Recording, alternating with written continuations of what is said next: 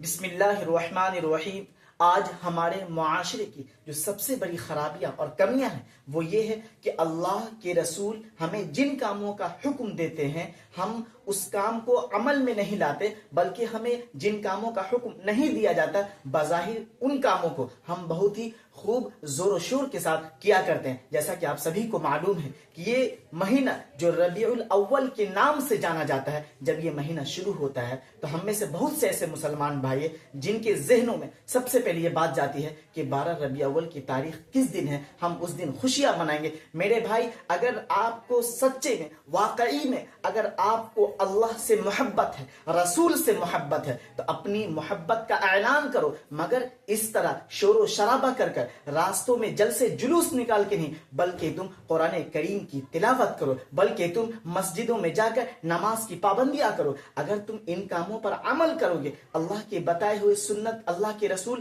صلی اللہ علیہ وسلم کے بتائے ہوئے طریقے پر عمل کرو گے، تب لوگوں کے سامنے یہ اعلان کرنا کہ میں ہی سچا عاشق رسول ہوں، میں ہی نبی کا چاہنے والا ہوں۔ مگر آج ہمارا یہ حال بن چکا ہے کہ جب ربیع الاول کا مہینہ آتا ہے تبھی ہمارے اندر نبی کی یاد جاگتی ہے۔ نہیں میرے بھائی، آپ سبھی کو چاہیے ہر وقت ہر لمحہ رسول اکرم صلی اللہ علیہ وسلم کے بتائے ہوئے طریقے پر عمل کرنا ہے۔ اللہ نے جو اپنے احکام کو قرآن کریم میں بتا دیا، ہمیں اسے سن کر، اسے پڑھ کر اس پر عمل کرنا ہے۔ تب جا کر ہم کہیں گے یا دعویٰ کریں گے کہ ہم سچے، واقعی ہم سچ میں عاشق رسول ہیں، ہم رسول کے چاہنے والے ہیں۔ ورنہ آج تو ہمارا یہ حال ہے کہ ہم نے عبادتوں کو بھی ایک رسم و رواج والا عبادت بنا دیا۔ جب نماز کی باری آتی ہے تو ہم صرف جمعہ کو یاد کرتے ہیں کہ جب جمعہ کا دن آئے گا تبھی ہم مسجد میں نماز ادا کرنے جائیں گے۔ جب قرآن پڑھنے کی باری آتی ہے تو ہم صرف اس مہینے کا تلاش کرتے ہیں کہ کب شعبان کا وہ مہینہ آئے گا جس میں لوگ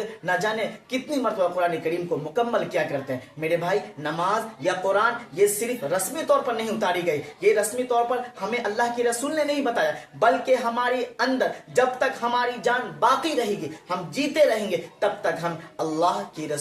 کے رسول محمد عربی صلی اللہ علیہ وسلم کے بتائے ہوئے طریقے پر عمل کرتے رہیں گے۔ اور اس بابرکت مہینے میں ہم سب سے زیادہ ہم یہ کریں گے کہ نبی کی سیرت کو پڑھیں گے، ہم یہ جانیں گے کہ اللہ کے رسول نے اپنے امت کے لیے کیا کیا قربانیاں دی، کس طرح ان کی زندگی گزری، کس طرح انہوں نے اپنی زندگی کو اللہ کی راہ میں قربان کیا، اپنے امت کے خاطر کس طرح انہوں نے اپنے جان کی